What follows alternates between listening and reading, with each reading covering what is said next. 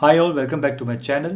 So in today's video, we'll learn how to create a 2D endless runner without writing a single line of code and only using Unity's visual scripting module. So let's get started.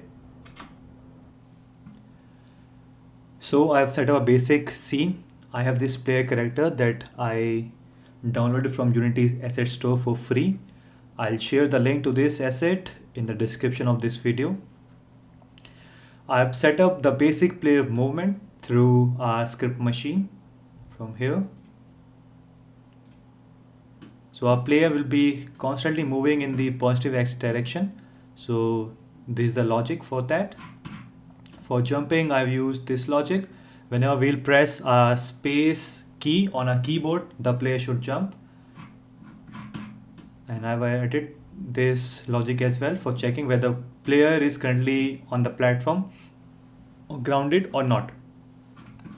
Through these nodes, I'm setting the animation as well. So with this player object, there were many animation, but for our project, we are only using two animation, the run animation and the jump animation. So I've created a new animator controller for it and set these two movement animations over there. So if you see, this is the animator controller that I created. Let's move it up here, and it has two animations over here. I've created three assets or three prefabs, which is just a platform which is having a postularity 2D so that a player can run on it or jump on it. We have our platform large. I'll remove this. Our platform medium and a platform small. Now let me show you the movement first.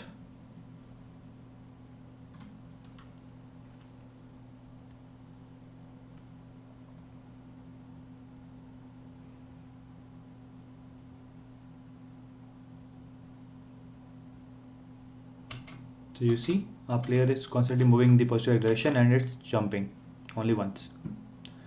Now let's design a section. So section will be comprising of a bunch of assets or prefabs that we can populate in our game dynamically. Before populating different section, let's just create a first section and we'll call it section 0. Let's create a new empty game object. We'll call it section 0.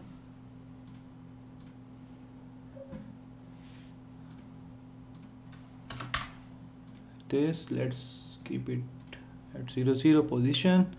Now let's move our platform large over here. Let's move up here. Yep. Now let's add our different asset. Let's keep it up here so that it jumps. Now let's move the medium one over here.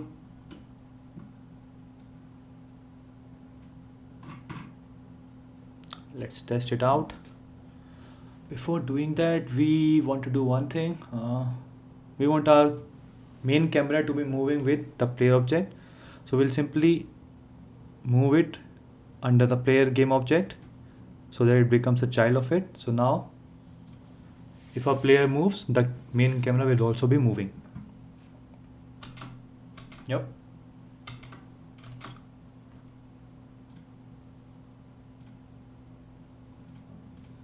Just one thing that we need to change. Let's move them over here. Let's change the tag to platform. Applies all.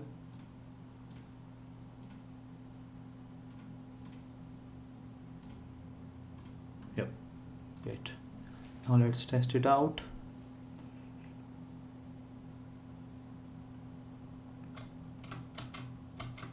Okay, good. Now our section 0 is almost complete. There's just one thing that we need to add, and that's our empty game object, and we'll call it endpoint. This is really important because we want to set the position of this endpoint game object to the last game object that we have included in our section. So let's move it up here. Now our section 0 is complete. Now what we want to do is we want to generate our different sections based on this endpoint value. So I'll create a new empty game object. I'll call it section 1. And the coordinates for this section 1 point should be same to the endpoint of section 0. So this is having 46.11 and 4.8. So we'll keep it same, 46.11, 4.8. This should be 0. Now we'll set up our section 1 now. We'll simply add different assets. Let's keep it down like this.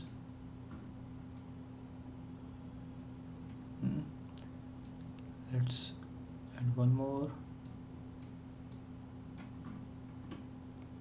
like this. Let's add a large one.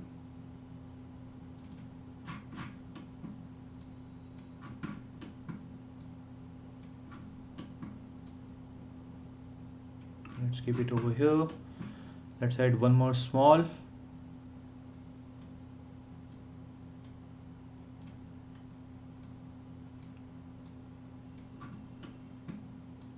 Let's keep it up here. And again we want to set one endpoint. Let's get an empty game object. We'll keep the name same, endpoint, because we'll be using in our script machine that we'll be creating for generating these sections. Let's move the endpoint to the last game object's coordinates like this. Yeah, this is fine.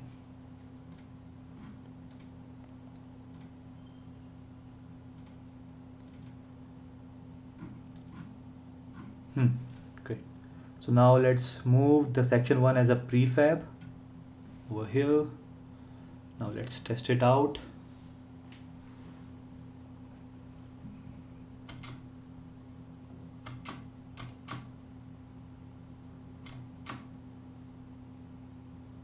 Okay, good. Now what we want to do is, right now we have manually added the section 1 in our game scene, but we want to generate the sections dynamically through our script or through our visual script. So for doing that, let's just first create one more section. Let's duplicate this, or let's do one thing. Let's just rename it, and then let's move it up like this.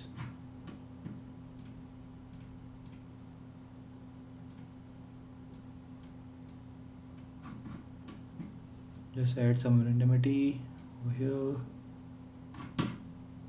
Now let's add the large one.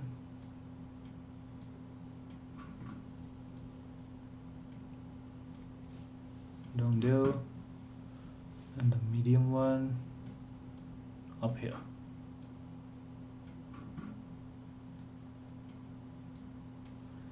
Don't forget to bring the endpoint to the last game object's point like this. Yep.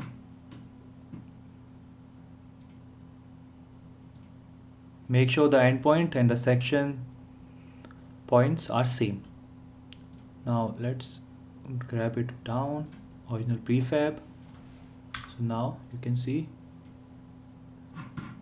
this is the first one and this is the second one. Okay, it's look good. Now let's delete them.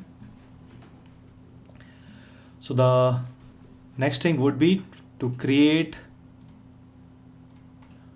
a new empty game object. We'll call it section generator. Let's add a script machine to it. section generator, edit the graph. So through this script machine, we'll be generating our different sections that we have just created. So we have 2 sections as of now, but yeah, in our game, in future we can add multiple and we can add more assets to it. So right now let's focus on creating that logic. So in our graph, let's first create a new variable called as sections. This will be a list of all the sections. So list of game object. The game object should be our assets that are section 1 and section 2.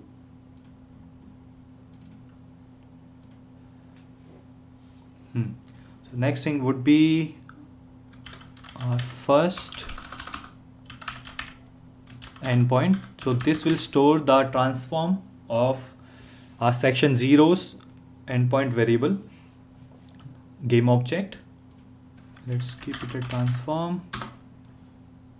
Let's pass section 0's endpoint transform over there. Let's drag and drop. Okay. There should be one more variable which we'll call last endpoint.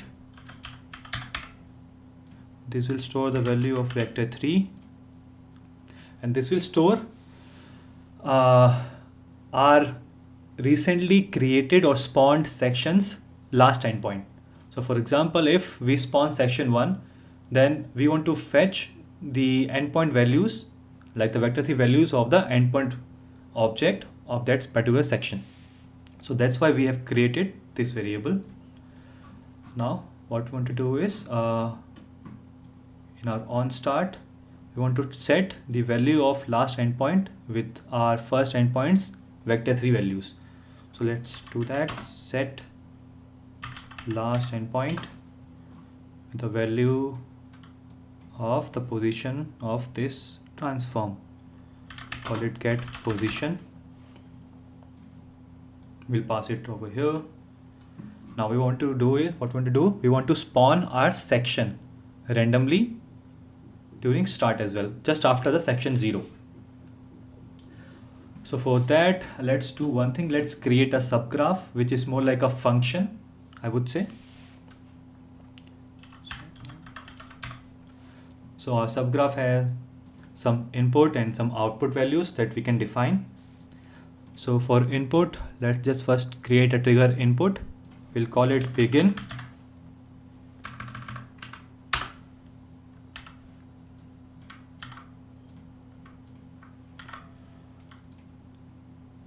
And then for the inputs, data inputs, let's add one called section.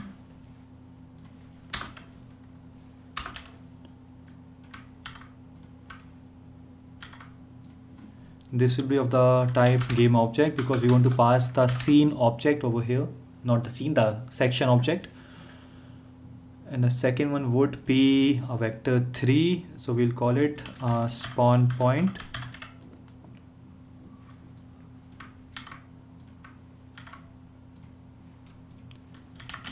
Vector 3. Okay, for our output, let's add and output, and for the data outputs we'll set the last endpoint.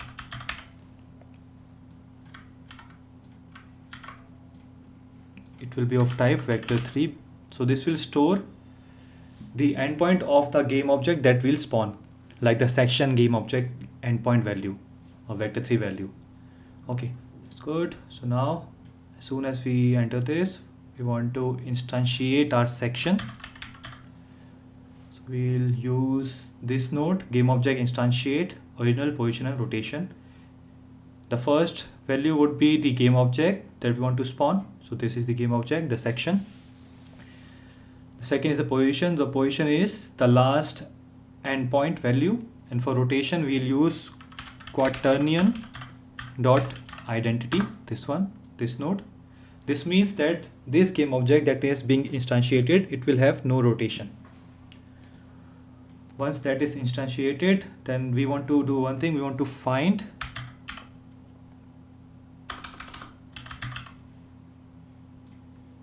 the child game object of this game object, and the child should be endpoint.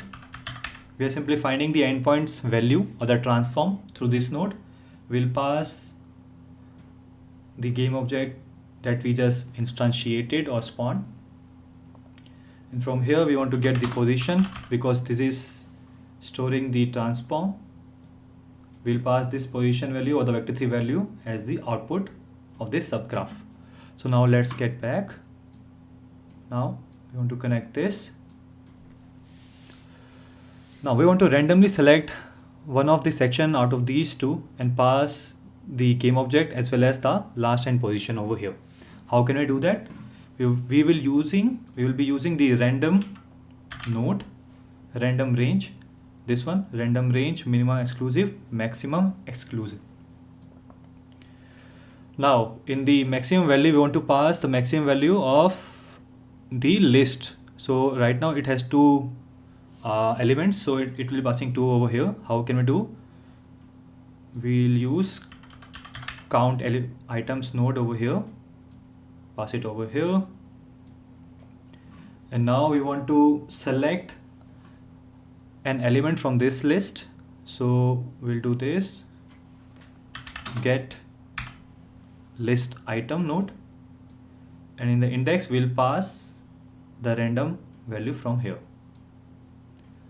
So this node will be passing any value from ranging from 0 and 1 because we are excluding the 2 value. We'll pass the item over here.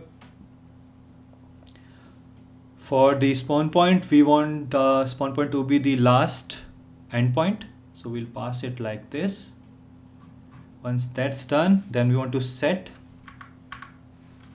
let's copy this, set the last endpoint value with the value that is coming from a subgraph, like this. That's it. So now let's test it out whether it spawns our section or not.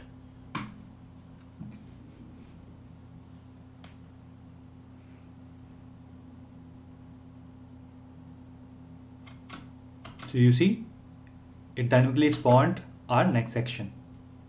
That was section 1. Great, it's working fine. Now let's do one thing. Right now we just spawned 1, but we want to keep on spawning our sections because it's a endless runner game, right? So we'll be keep on spawning the sections again and again till the player is dead based on our logic. So for that thing, let's do one thing over here. Let's add a new variable called as player. This will store a player game object, player, and now in our on update event node, what we want to do is we want to check the distance between a player game object and the endpoint or the first endpoint. Like from here, our player game object, if our player game object reaches to a distance that is near to the endpoint variable like this, then we want to spawn our game objects over here. So let's go back. Now what we'll do, let's add a if node over here, if, and now let's get player's position,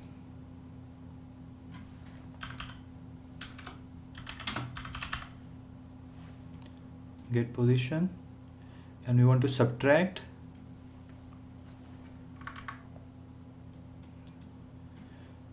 the value of our last endpoint with our player's position like this.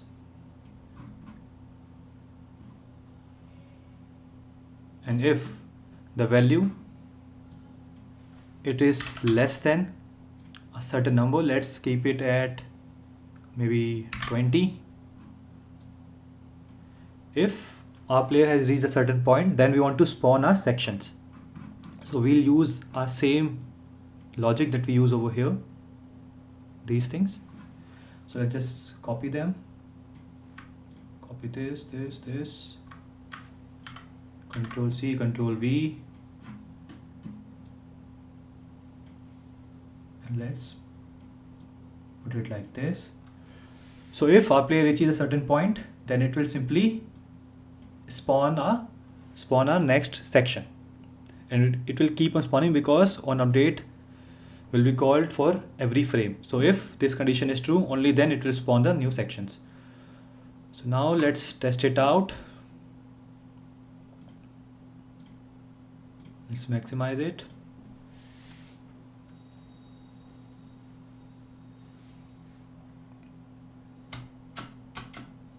Okay, so it just spawned the second one. Great. Okay, it spawned a new. One more time. Great.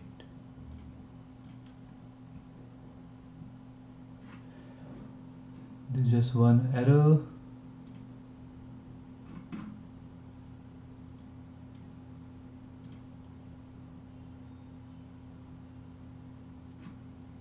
Okay, so I believe we forgot about one thing. We can't subtract the values like this. So for that we want to use one function, one node called distance, this one, and now this should work fine. So this will calculate difference between these 2 points, these two vector 3 points or positions, and then set the value as a float or variable, float or integer. So now let's test it out.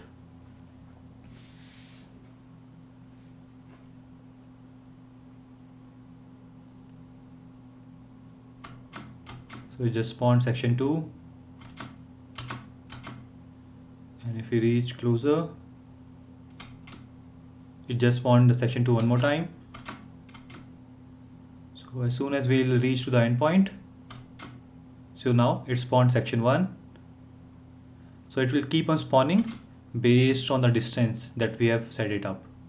So you see it's keep on spawning, and this is our endless runner game logic. So that's it for this video. In the next video, we'll learn how to destroy our game objects that are not in the frame right now, or the ones that we have already covered. We'll also add some basic assets so that our game looks more beautiful, or we'll add more stuff to it. We'll add some coins that the player can pick up. We'll add some UI elements like the coins, etc., that the player can pick up, and more things in the next video. We'll also add some new sections. So yeah, let's talk in the next video. Thank you. Bye.